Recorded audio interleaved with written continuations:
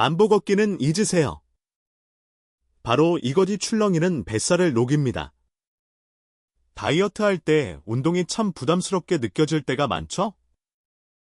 그런데 만약 하루 딱 10분만으로 1시간 운동한 것과 같은 효과를 내는 운동법이 있다면 어떠실 것 같으세요? 바로 본론으로 들어가겠습니다.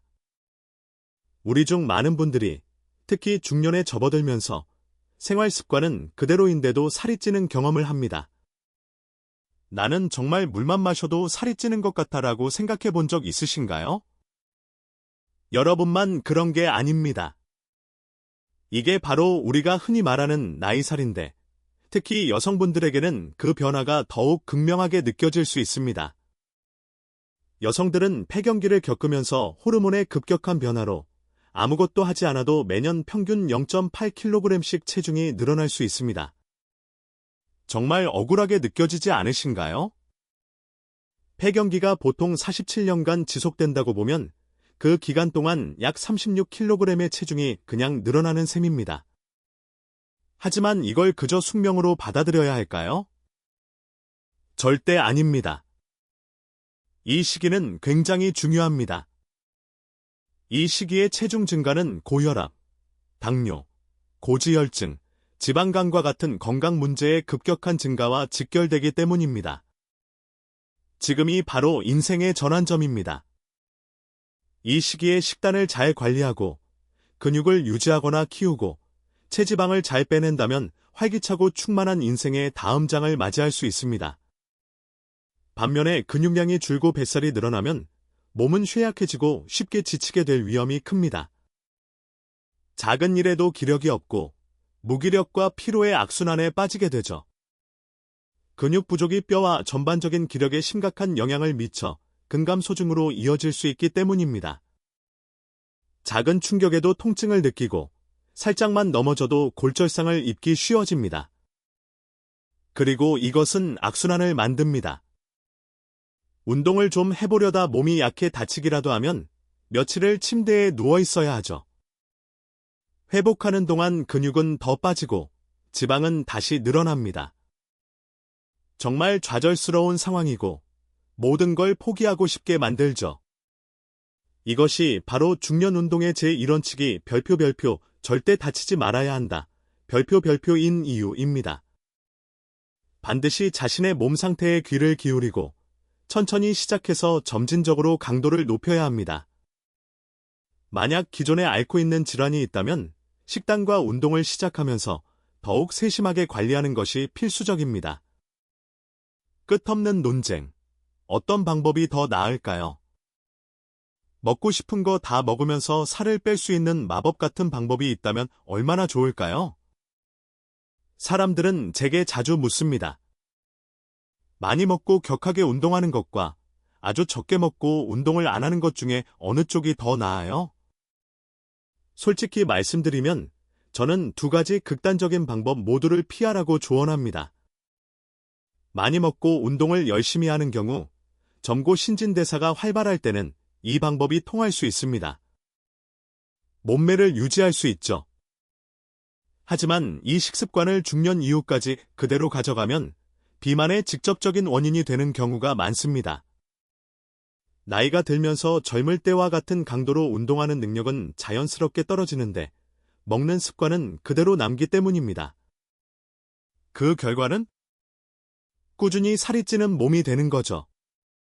적게 먹고 운동을 안 하는 경우 이것은 마른 비만으로 가는 지름길입니다. 이런 분들은 보통 입이 짧고 단백질이 풍부한 음식을 즐기지 않으며 신체 활동을 피하는 경향이 있습니다.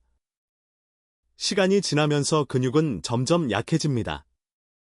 젊을 때는 어떻게든 버티지만 나이가 들면서 갑작스럽게 성인병이 찾아오거나 몸이 극도로 쇠약해지기 쉽습니다. 항상 피곤하고 기운이 없는 상태가 되는 것이죠.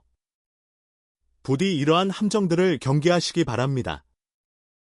아마 체중 감량은 별표 식단이 7080%, 운동이 2030% 별표라는 말을 들어보셨을 겁니다. 하지만 이 작은 비율 때문에 운동이 중요하지 않다고 생각하시면 절대 안 됩니다. 운동은 정말로 중요합니다. 운동은 근육을 만들고 신진대사를 촉진하며 우리 몸을 활력으로 가득 채워줍니다. 하지만 그보다 더 중요한 것이 있습니다. 운동이 끝난 후 느껴지는 그 멋진 기분을 생각해 보세요. 성취감과 함께 내 몸에 대한 자부심이 생깁니다. 그 긍정적인 감정은 내 몸을 소중히 대하고 싶게 만듭니다. 이렇게 힘들게 운동했는데 몸에 나쁜 음식으로 망치고 싶지 않아 라는 마음이 들게 되죠. 이처럼 운동은 다이어트를 꾸준히 이어갈 수 있는 정신적인 의지와 동기를 부여합니다. 따라서 비율로는 작은 부분을 차지할지 몰라도 운동의 가치를 절대 가볍게 여겨서는 안 됩니다. 운동은 언제? 식전 vs 식후. 이것은 제가 가장 많이 받는 질문 중 하나입니다. 가끔은 운동을 건너뛸 핑계를 찾기 위해 이 질문을 하시는 분들도 계신 것 같아요. 하지만 진지하게 말씀드리면 운동하기 가장 좋은 시간은 여러분이 실제로 할 수 있는 시간입니다. 그럼에도 불구하고 최적의 효과를 위한 약간의 차이는 있습니다. 식전 운동, 공복 운동 공복 상태에서는 인슐린 수치가 낮습니다. 일부 연구에 따르면 이 상태에서 운동하면 우리 몸이 지방을 에너지원으로 더 효과적으로 태울 수 있다고 합니다. 근육량이 충분한 분들에게는 이 방법을 적극 추천합니다. 식후 운동, 식사를 마치면 혈당이 올라갑니다. 이때 운동을 하면 혈당 수치를 안정시키는데 아주 효과적입니다. 하지만 매우 중요한 예외 사항이 있습니다. 마른 비만이거나 근육량이 적다면 공복 운동은 피하세요. 이런 분들은 이미 신진대사에 문제가 있을 가능성이 높습니다. 공복 상태에서 운동하면 몸이 귀한 근육을 분해해서 에너지원으로 사용할 수 있어 문제를 악화시킬 수 있습니다. 이런 분들에게는 제대로 식사를 하고 난 후에 운동하는 것이 더 좋습니다. 당뇨병이 있다면, 특히 인슐린 주사를 맞거나 혈당 강화제를 복용 중이라면 공복 운동은 위험할 수 있습니다. 저혈당을 유발하여 어지럽거나 심하면 실신할 수도 있습니다. 당뇨 환자에게 식후 운동은 선택이 아닌 필수입니다. 식사 후 30분 1시간 뒤, 혈당이 최고점에 이를 때가 가장 좋습니다. 이것이 바로 제가 수많은 환자분들께 식후 걷기를 추천하는 이유입니다. 온라인에서 걷기는 진짜 운동이 아니다. 등산하지 마라. 같은 자극적인 영상을 보셨을 수도 있습니다. 제발, 그런 말도 안 되는 소리는 무시하세요.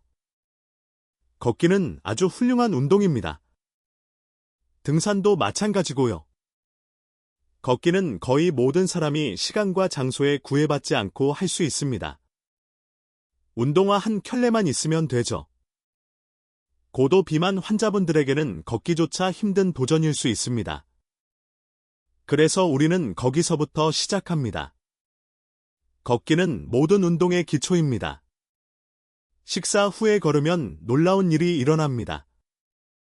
혈당이 오르기 시작할 때 가벼운 산책만으로도 그 급격한 상승을 막을 수 있습니다. 혈당이 치솟는 대신 안정적인 수준을 유지하게 되죠.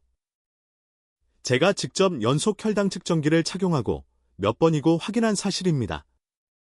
식사 후에 발끝을 까딱까딱하며 종아리 근육을 움직이는 것만으로도 혈당 조절에 도움이 됩니다.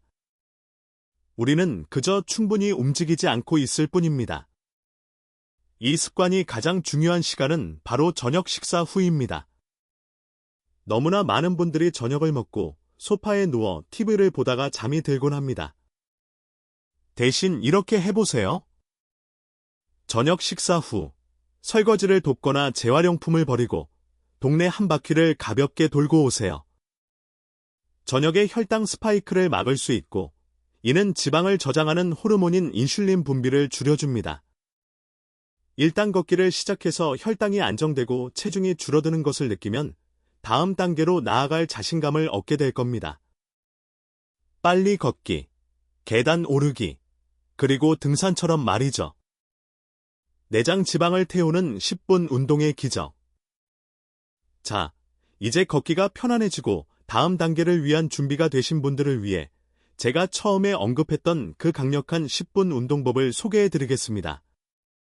이것이야말로 체지방을 없애는 최고의 방법입니다.